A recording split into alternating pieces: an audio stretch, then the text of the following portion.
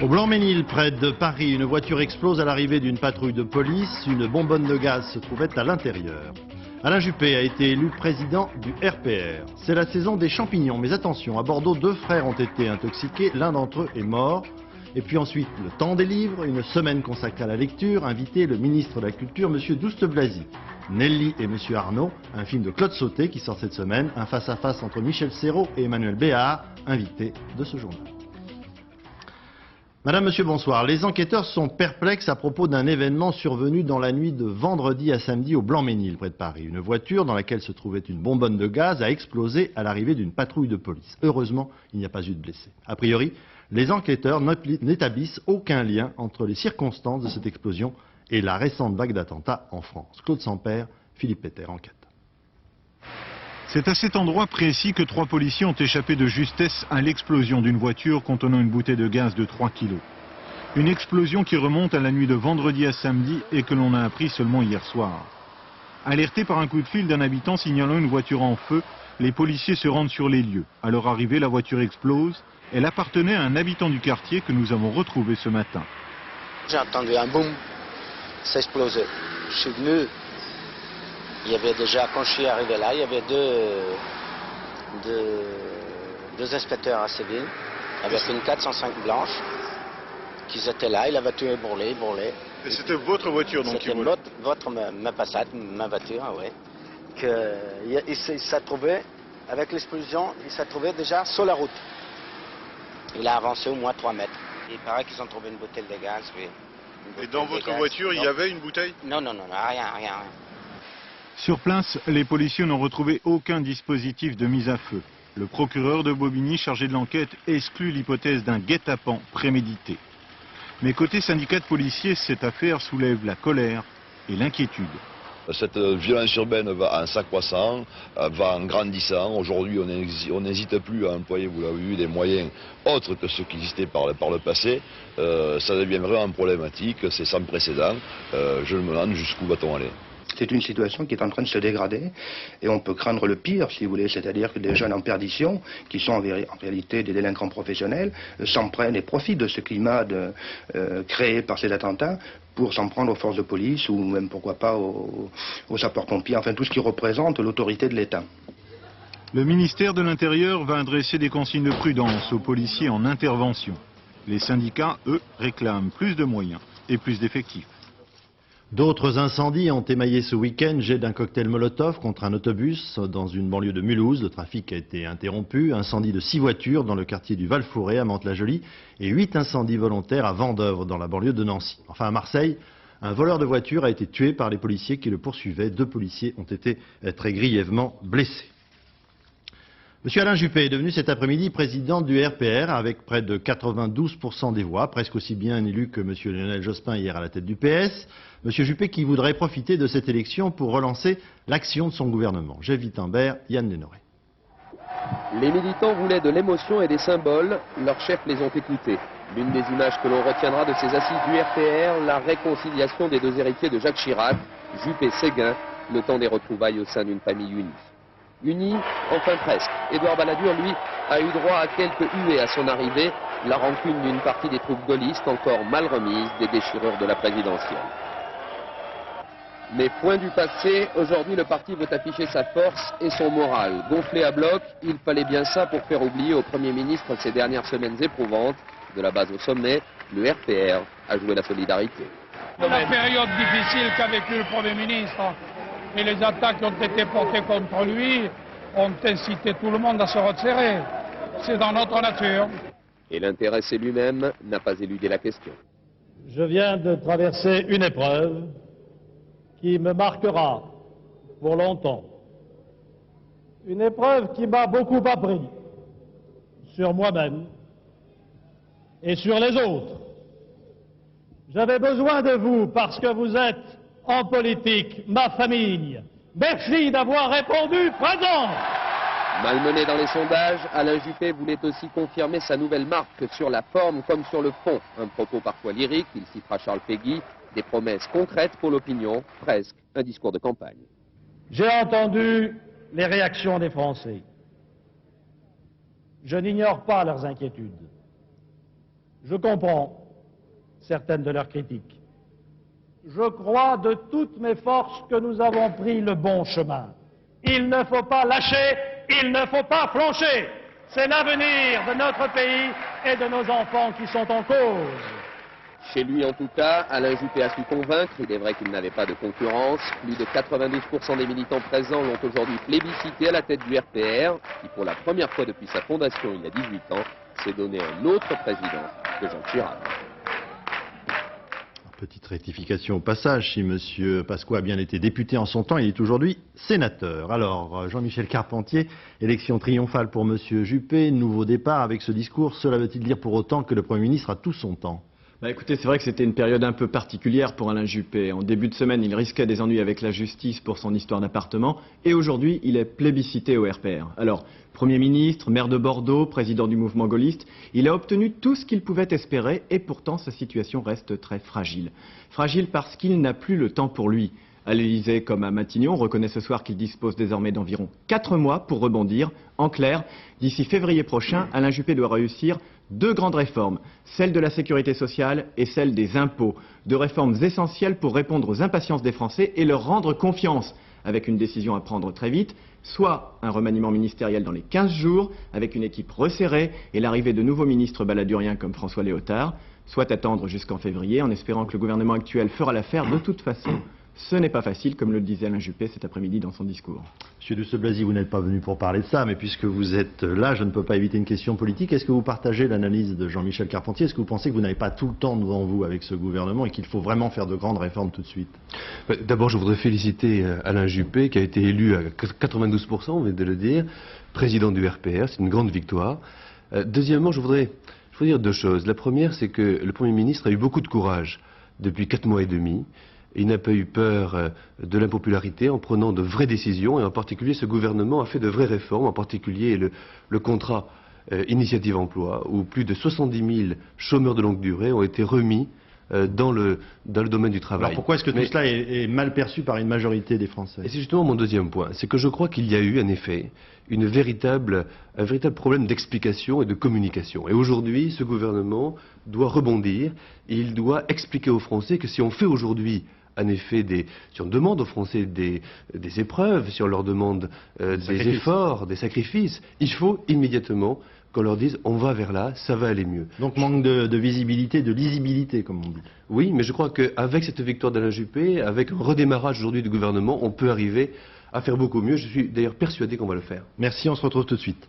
Près d'une dizaine de milliers de militants de la Fédération des mutuelles de France ont défilé ce matin à Paris. Ils craignent pour l'avenir du mouvement mutualiste. Certaines directives de Bruxelles leur laissent à penser qu'ils pourraient devenir des sociétés d'assurance comme les autres, et ils ne le veulent pas. Manifestation encore de plusieurs associations antinucléaires face à l'île Longue dans le Finistère. L'île Longue où sont basés, vous le savez, les sous-marins nucléaires français. Jacques Deveau, Michel Hiver. L'île Longue a été placée sous très haute surveillance cet après-midi. Même les accès par la plage étaient bloqués par les gendarmes mobiles. Les 10 000 manifestants n'ont pas pu s'approcher à moins de 300 mètres du site stratégique. Pour les manifestants, il s'agissait tout à la fois de refuser la reprise des essais nucléaires et plus généralement l'arme atomique. Je ne crois pas que ça changera grand-chose, mais c'est bien qu'il y ait du monde, c'est bien de le dire qu'on n'est pas d'accord. Et qu'en France, il y a plein de gens qui en ont marre du nucléaire, mais on est obligé de faire avec. On ne nous laisse pas le choix. On ne nous demande pas, il faudra un référendum pour ça. On préfère investir l'argent dans les écoles, dans l'éducation, enfin tout le tralala. Le choix de l'île Longue pour cette manifestation est très symbolique. C'est ici que sont basés les sous-marins nucléaires stratégiques. Et les essais en cours à Mururoa ont pour but de mettre au point leur nouvel armement. À l'issue du défilé, les manifestants ont déposé une pétition adressée au président de la République, puis se sont dispersés dans le calme. Aujourd'hui, 15 octobre, débute ce que l'on appelle la trêve hivernale, période pendant laquelle toute expulsion est interdite en France. Parallèlement, cette année, les pouvoirs publics ont décidé de réquisitionner des logements vides. Pascal Doucet-Bon, Michel Gianoulatos. Une chambre à coucher pour les filles, ça ne paraît pas grand-chose, mais pour Françoise, ce n'est ni plus ni moins qu'un luxe. Elle l'attendait depuis 5 ans. Jusqu'à juin dernier, elle vivait dans un hôtel miteux, 10 mètres carrés, pour elle et ses 3 enfants. Elle bénéficie aujourd'hui d'un 2 pièces cuisine réquisitionné par la mairie de Paris. J'étais très émue, j'ai eu du mal à me faire que j'étais dans mon appartement, dans 6 grandes pièces comme ça. Alors il fallait que je me mette bien dans ma tête que c'est bien mes murs à moi en disant... Et puis que j'étais bien chez moi, je pouvais recevoir qui je voulais sans avoir un empêchement complet. Ce bonheur simple, le législateur l'appelle droit au logement. Mais réquisitionner n'est pas si facile, le texte est vieux de 50 ans, difficile à appliquer. D'où le petit nombre de réquisitions, une quarantaine au total, effectivement réalisées. Les précurseurs ont essuyé les plâtres, au propre comme au figuré. La société propriétaire des locaux de la rue Saint-Dominique n'était pas enchantée de cette réquisition, même si l'immeuble était abandonné depuis 5 ans. Les magasins au rez-de-chaussée étaient murés et l'immeuble était vide. Et c'est vrai que les négociations ont été relativement longues et difficiles. Mais le plus grand programme de réquisition, c'est le ministre du Logement lui-même qui l'a prévu. Correct. La scène se déroulait jeudi dernier. Pierre-André Périssol jouait les agents immobiliers dans l'un des 500 logements qu'il souhaite voir occupés avant le 15 décembre. Je ne peux pas tolérer qu'il y ait des immeubles vides appartenant à des banques, à des assurances, avec des gens qui sont très mal logés. Ce langage était il y a peu l'apanage des associations, mais les temps changent. Les 500 réquisitions Périssol, puisqu'on les appelle ainsi, concernent presque tous les arrondissements parisiens et la petite couronne. Du côté des associations, on réserve ses applaudissements en remarquant que la province n'est pas concernée, que la réquisition reste une mesure d'urgence et que rien ne vaut un vrai bail dans un logement définitif. Actualité internationale au sud-Liban. 6 soldats israéliens ont été tués ce matin, 2 autres ont été grièvement blessés dans l'explosion dans leur véhicule blindé. Attentat revendiqué par l'organisation du Hezbollah, pro-iranienne, dans une région normalement tenue par des milices libanaises favorables aux Israéliens. Le Premier ministre, M. Rabin, qui s'est rendu sur place, envisage sérieusement une riposte militaire d'envergure. En Bosnie, les combats dans le nord-ouest du pays ont perdu de leur intensité et à Sarajevo, ce fut aujourd'hui un dimanche comme avant la guerre. L'eau, le gaz, l'électricité sont rétablis et les enfants ont même eu droit à des glaces. Laurent Boussier et Philippe Turpot. Il n'avait pas mangé de glace depuis 4 ans. Alors il se rattrape. 5 pour la seule journée d'aujourd'hui, comme s'il avait peur que le marchand absent de la ville depuis des années ne reparte à nouveau. Je ne savais pas que c'était le cessez-le-feu, parce que je n'écoute pas les nouvelles. Mais ces glaces, elles sont très bonnes. Comme lui, les habitants de Sarajevo profitent de ce premier week-end de paix pour se promener, pour manger, chaud ou froid, pour sortir en famille et oublier la guerre et les combats qui continuent dans le nord-ouest du pays. Même Sniper Alley, l'avenue de tous les dangers, est calme et devient presque un endroit de promenade. Quelques sacs de sable rappellent encore la guerre, mais c'est surtout dans les cœurs et dans les corps que le changement est perceptible. Pouvoir sortir sans penser au sniper, rentrer chez soi, allumer la lumière, pouvoir lire le soir, ne pas se demander comment on va pouvoir se laver. Après 3 ans et demi de privation, ces petites choses-là sont très importantes. Pourtant, la paix est fragile et le cessez-le-feu parfois violé. Alors les diplomates s'activent et le ministre français des Affaires étrangères en voyage à Sarajevo pour préparer les futures conférences de paix, insiste auprès des dirigeants bosniaques. Rappeler aux autorités bosniaques, au président Izetbegovic et au Premier ministre, l'importance d'un strict respect du cessez-le-feu sur l'ensemble de la Bosnie-Herzégovine. Entre crainte et espoir, les habitants de Sarajevo voient de plus en plus souvent passer des délégations étrangères dans leur ville. Ils savent que leur sort, leur avenir est entre les mains des diplomates, mais ils savent aussi qu'ils n'ont aucun moyen d'influence sur les tractations en cours. C'est en pleine nuit que le preneur d'otage d'un autocar de touristes sud-coréens a été abattu la nuit dernière par la police de Moscou. Tous les passagers sont indemnes. Le preneur d'otage était de nationalité russe. Il avait demandé une forte rançon. La violence aux États-Unis. Chaque année, pour la seule ville de New York, 2000 personnes disparaissent de morts violentes, le plus souvent des jeunes. Et avec cette violence exacerbée, s'est développée une nouvelle forme d'art, entre guillemets. Les amis des victimes viennent sur les lieux mêmes de leur mort peindre des fresques en leur souvenir. Reportage dans le quartier du Bronx à New York, Philippe Gasson. De bonne heure ce matin, ils m'ont appelé au téléphone pour me dire qu'il avait reçu 8 balles dans le dos. Ce sont les paroles de cet air de rap qui ne fait que rendre compte de la réalité. Ici on tue, la violence n'est pas nouvelle. Ce qu'il est, c'est qu'à présent on tue pour rien. La moyenne, 5 morts par jour. Un regard, un geste, une fille, un blouson, une bière de trop, une goulée de crack et ça part. Pour que la vie ne soit pas aussi courte, pour que le passage dans cette vallée des armes laisse quelques traces, on demande aux murs de se souvenir. Ce ne sont plus des graffitis, mais de véritables appels à la mémoire. Tony, Joe, Alex et les autres. Jusqu'à présent, les Michel-Ange ou les Raphaël de la bombe à peinture travaillent pour la beauté du geste. Demain, ils seront payés par les amis ou la famille. Être sur le mur, c'est la preuve qu'on a existé, qu'on n'est pas tout à fait mort. Il est là, vous savez, il est là, il n'est pas parti. Il est là. Je peux vous dire comme eux qu'il est dans les mains de Dieu et dans nos cœurs.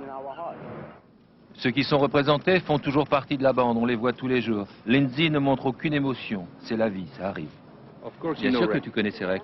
Oui. C'était qui pour toi? C'est mon copain. Et il est mort comment? Parce que, je sais pas. C'était à cause de toi? Non. Non. Comment est-il mort? Comment?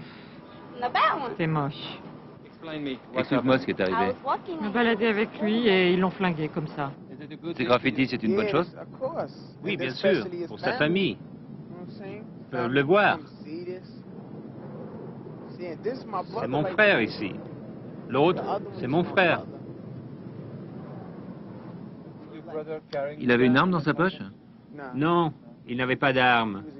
S'il en avait une, il ne serait pas mort aujourd'hui. S'il y a quelqu'un qui ne vous aime pas, si par exemple j'ai une fille, ils la veulent. Ils vont probablement me taper et me tirer dessus. Avant, c'était la bagarre à main nue. Mais non, c'est plus comme ça. Tu vois ce que je veux dire.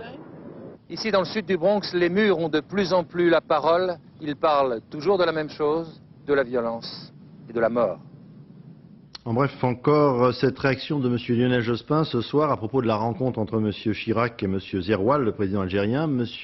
Jospin déplore cette rencontre. Il pense qu'elle est inopportune. Elle aurait pu, dit-il, avoir lieu après l'élection présidentielle du 16 novembre prochain.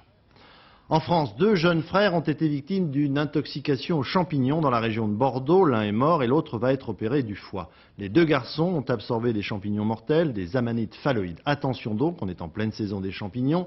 N'hésitez pas à vous faire conseiller par des spécialistes ou des pharmaciens, ou encore faites comme ces habitants de la région toulousaine qui ont profité de ce week-end pour suivre des cours d'initiation à la cueillette des champignons. Christophe Larocca, Olivier Combe. Alors regardez. Un spécialiste des champignons, une dizaine de stagiaires, voilà la meilleure manière de prévenir les intoxications. À Aigues-Vives, près de Lavelanet, en Ariège, le stage dure un week-end. On apprend à reconnaître les champignons, à commencer par le plus dangereux d'entre eux, l'amanite phalloïde, responsable à elle seule de 90% des intoxications en France. Donc la phalloïde a le chapeau vert olivâtre à brun. Alors par exemple, si un jour vous voyez un champignon qui a une volve qui ressemble un petit peu à ça, qui n'a pas d'anneau, des fois l'anneau peut disparaître. Mais en gros, c'est important de savoir reconnaître. Moi, je dirais, quelqu'un qui ramasse des champignons, s'il y a un champignon qu'il doit connaître, c'est ça. Parce que ça ne permet pas l'erreur. Vous en remettez pas de ça. Mais le but du stage est aussi de faire connaître une 60aine de variétés parfaitement comestibles, même si parfois leur aspect n'est pas engageant, à l'image de ces laquais améthystes. Ils disent là aussi qu'il est bon, hein, effectivement. Y a pas... Malgré sa couleur, ah là non, ils disent qu'il est sans grand intérêt culinaire. Non, non, non. Ça, c'est pas vrai. Vous savez, ça les avis, enfin, vous l'avez goûté? Oui, oui. Moi, je peux vous dire que quand on aime le champignon, je préfère ça par exemple à la coule-mêle. L'intérêt du stage est de permettre aux promeneurs de s'écarter des cèpes, espèces massivement récoltées et de plus en plus introuvables. Souvent, j'ai des gens, quand je rentre de rando, ils n'ont pas trouvé de cèpes, je leur donne les miens parce que moi, j'ai autre chose à manger, quoi. Et c'est vrai que quelque part, ça épuise les ressources. Loin des espèces communes, les stagiaires goûteront à leur cueillette, parfaitement originale, et ceci en toute sécurité.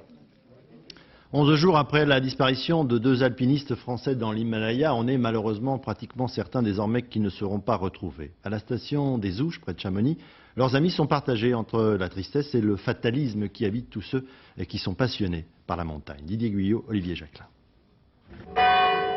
Émotion et tristesse dans le petit village des Ouches. Benoît Chamou et Pierre Royer avaient choisi de s'établir ici, dans cette vallée de Chamonix qu'ils aimaient tant et dont ils avaient gravi tous les sommets. Et malgré tous leurs exploits, ils avaient su rester humbles. On ressent une très grande tristesse. Ces gens-là, ils sont morts certainement comme ils auraient voulu mourir.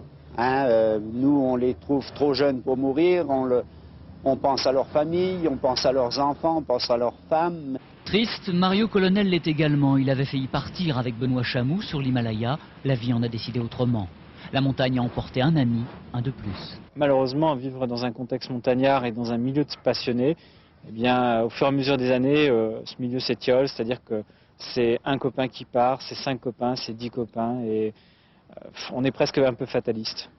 Guide à la réputation déjà bien établie, Christophe Profit a lui aussi flirté plusieurs fois avec l'extrême, et des expéditions l'ont déjà conduit sur les plus hauts sommets du monde. Tout comme Benoît Chamou, il sait que la montagne parfois vous dévore. La passion de la montagne est trop forte. À tous les alpinistes, ça fait du mal, ce qui arrive. Mais on sait aussi que la montagne, on l'aime aussi parce qu'il y a ce risque.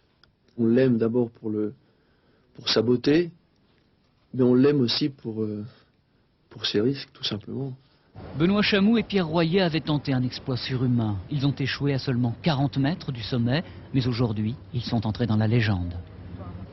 Le temps des livres, c'est une opération lancée par le ministère de la Culture pour 2 semaines. France Télévisions y participe. En France, on est inquiet, on le sait, de voir les jeunes principalement se détourner de la lecture au profit le plus souvent de la seule télévision ou encore des jeux vidéo. Tout le monde sait pourtant que l'écrit reste indispensable à la culture. C'est ce que prouve tous les jours ce professeur écrivain, Daniel Picouli, aujourd'hui l'un des favoris du prix Goncourt 95. Gérard Dalmaz, Daniel Lefebvre. Daniel Picouli écrivait du noir, série noire. Le voici dans le rose avec Le chant de personne. Pour ce roman sans haine, ni sexe, ni violence, c'est déjà une révélation énorme. 150 000 exemplaires en un mois. J'ai beaucoup aimé, j'ai trouvé que c'était un livre très vivant, très dynamique et qui donne envie de rentrer plus dans l'univers des enfants. L'histoire de son enfance banlieusarde en 58. Une famille très nombreuse, très modeste, mais très heureuse. Daniel s'imagine une planète dont le roi est son père, chaudronnier, mais transformé en héros à la vie secrète. Daniel commence sa journée d'enseignant parisien avec l'une de ses lectrices assidues, la gardienne du lycée. L'auteur lui parle déjà de son prochain bouquin.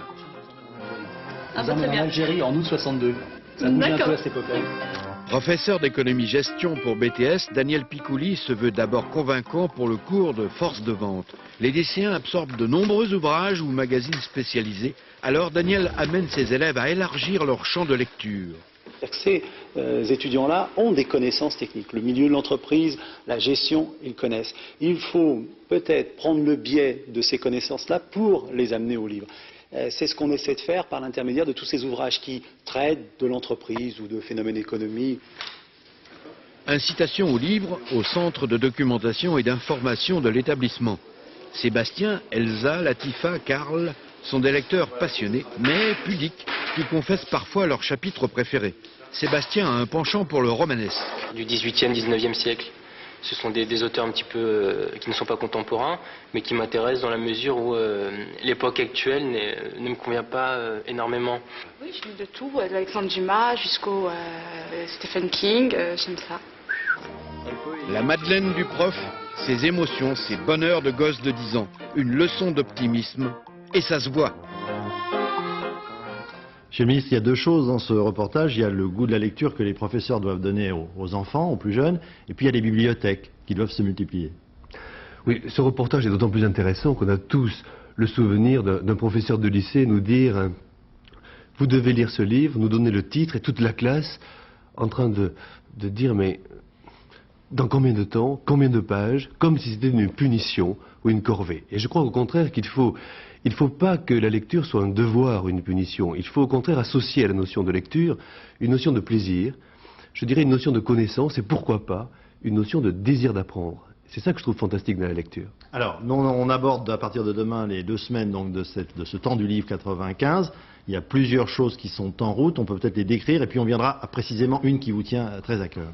Oui, le temps des livres, c'est la grande fête du livre, de la lecture et de l'écrit. D'ailleurs, je voudrais remercier France Télévisions qui fait beaucoup pour le temps des livres. C'est très bien, c'est du culturel, c'est un des plus grands rendez-vous. Nous ne pensons pas qu'à nous. Non, mais oui, c'est un des plus grands rendez-vous culturels de l'année. C'est 3000 manifestations, c'est dans les grandes villes, mais aussi dans les villes plus petites, de moins de 10 000 habitants. C'est surtout un moment d'échange. c'est le moment où on peut aller dans des colloques, où on parle des livres, où on peut rencontrer des auteurs, les auteurs dont on rêve, que l'on rêve de rencontrer depuis toujours.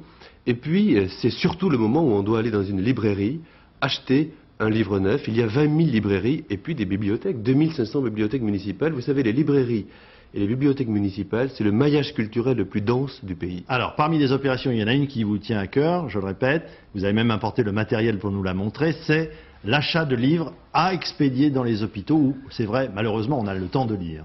Oui, j'ai toujours remarqué quand j'étais médecin à l'hôpital qu'il y avait deux sortes de malades. Il y avait ceux qui étaient isolés dans leur maladie, qui ne parlaient pas, qui ruminaient un petit peu leur maladie, et ceux qui, au contraire, sortaient à l'extérieur par l'intermédiaire du livre. Le livre, c'est un mode de lutte contre l'isolement fantastique. Et donc, je demande à nos concitoyens de créer 120 bibliothèques dans les hôpitaux. Alors matériellement, que doit-on faire? On doit acheter un livre? D'abord, il faut savoir quels sont les hôpitaux partenaires. Pour ça, il faut appeler le numéro Azur, le 36 63 10 15, ou faire le 36 15 Culture. Vous aurez la liste des hôpitaux partenaires. Ensuite, il faut faire trois choses.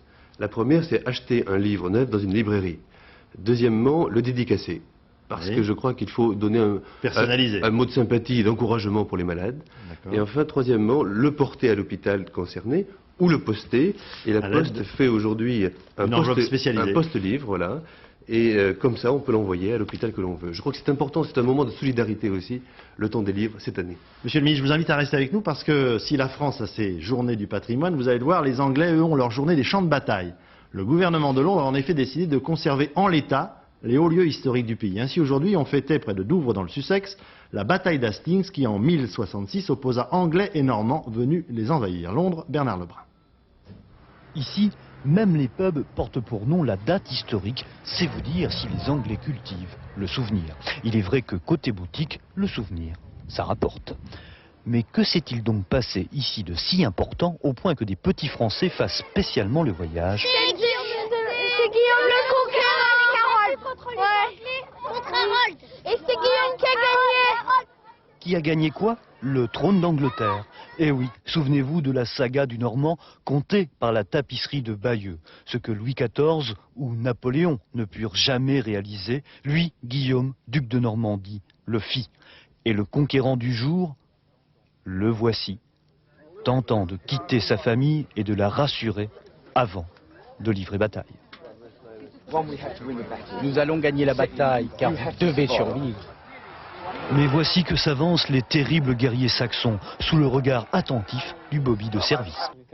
Nous sommes venus pour défendre notre pays contre les salauds d'envahisseurs normands. Et nous allons gagner, car Dieu est avec notre pays.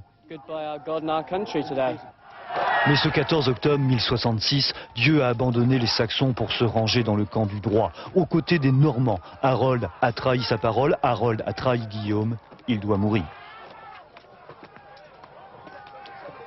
Deux éléments vont permettre aux Normands d'emporter cette bataille. Ils ont en effet la supériorité sur le terrain. Ils possèdent déjà un corps d'archers et surtout une cavalerie normande. L'assaut final est lancé par le duc Guillaume lui-même. Avec la puissance de ses destroyers, il réussit à briser les lignes des fantassins anglais. La légende dit qu'Harold, lui, a livré la guerre à pied. Il en est mort. C'est ainsi qu'après Hastings, le royaume d'Angleterre et le duché de Normandie furent réunis sous la même couronne.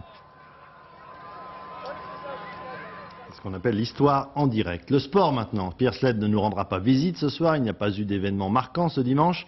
Le coureur cycliste Miguel Indurain, l'Espagnol, a renoncé à battre le record du monde de l'heure à Bogota. Il a abandonné en effet au 28e kilomètre. Peut-être se remettra-t-il en selle demain matin.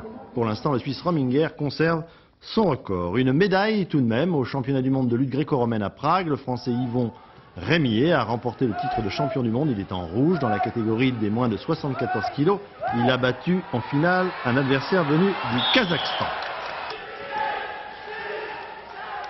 Cinéma, sorti cette semaine en France du dernier film de Claude Sautet, Nelly et Monsieur Arnaud. Un face-à-face entre un vieux monsieur solitaire, Michel Serrault, Monsieur Arnaud, et une jeune fille, disons un peu paumée, Emmanuelle Béard, Nelly, qui est notre invitée ce soir. Avant de parler du film avec elle, présentation justement de ce film, Nicole Cornu-Langlois. L'énigmatique Monsieur Arnaud, c'est lui, Michel Serrault.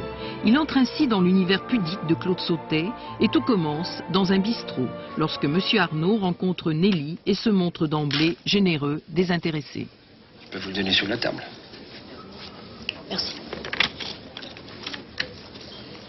sais pas quand je pourrais vous le rendre? Il n'est pas question de ça. Ah si, c'est quelque chose que je vous dois. Non, s'il vous plaît, ne soyez pas bête. C'est à moi que ça fait plaisir. Il n'a plus de soucis d'argent, tout ça. C'est vrai. Mais enfin, je crois que c'est quelqu'un qui sait, qui n'a pas eu beaucoup d'oreilles, en tout cas, beaucoup d'écoute pour les autres. On sent que c'est un homme isolé, qui, même les livres, enfin, il est revenu de tout, je dirais. Alors Nelly va l'aider à écrire sa biographie. Et entre eux s'établit une relation étrange, passionnelle, platonique et sensuelle. Somme, vous êtes jeune, belle, disponible.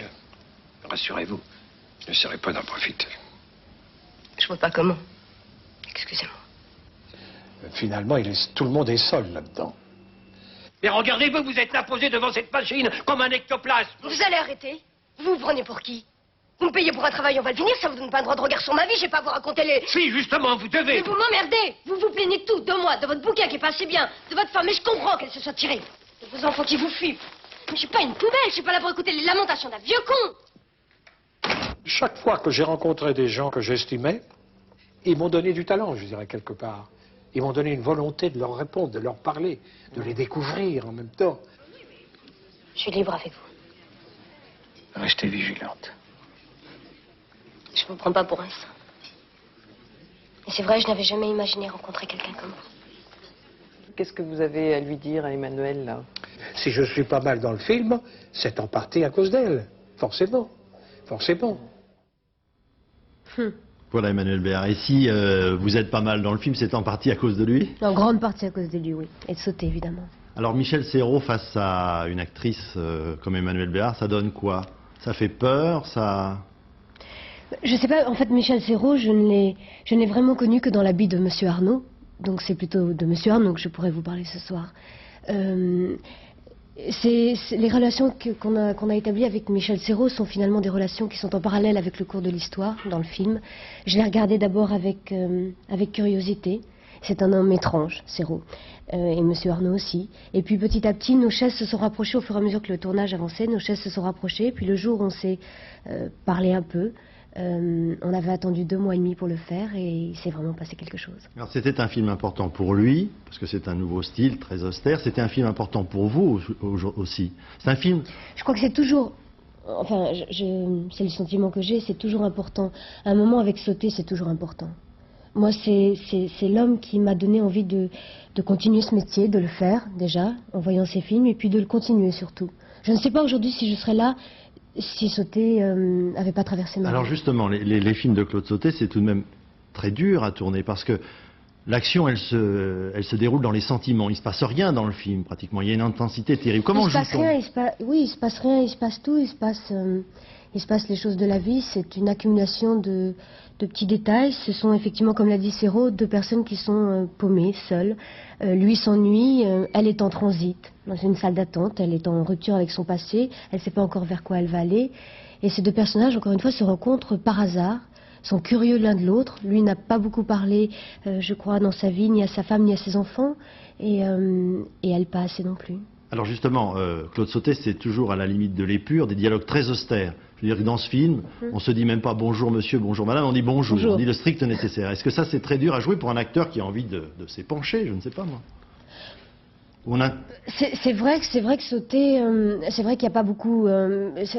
toute l'originalité de cette mise en scène n'est ni dans les décors, ni dans tout ce qui nous entoure. C'est ce que nous demande Sauter, c'est effectivement de trouver absolument tout. Il nous retire toutes les béquilles, et c'est de trouver petit à petit quelque chose de tout simple, et de le transmettre à travers le regard, un sourire, un départ, une main qui se tend vers une autre personne, une chose qu'on ne dit pas, qu'on ne peut pas dire, c'est des non-dits, c'est des silences. C'est vraiment, c'est très difficile de parler de Sauter et de ces films, parce que c'est la vie, Est-ce que, dernière chose, Emmanuel Béard, est-ce que ce film vous a changé? Est-ce que vous allez jouer différemment maintenant? Derrière sa caméra ou derrière une autre caméra avec un autre metteur en scène, je garde... Sauter dit une chose que j'aime beaucoup, il dit qu'un acteur c'est 98% de concentration et 2% de talent. Je garde ça dans un coin de ma tête. Et dans ce film, il faut vraiment être très concentré. Oui. Merci Emmanuel Je vous en Béard. prie. Je vous invite donc à voir ce film. C'est vraiment un très très beau film, très intense de Claude Sautet. Monsieur Arnaud et Nelly. Voilà, ça sort mercredi en France. Je vous souhaite une excellente soirée sur notre chaîne. Je vous donne rendez-vous demain à 20h. Au revoir, à demain.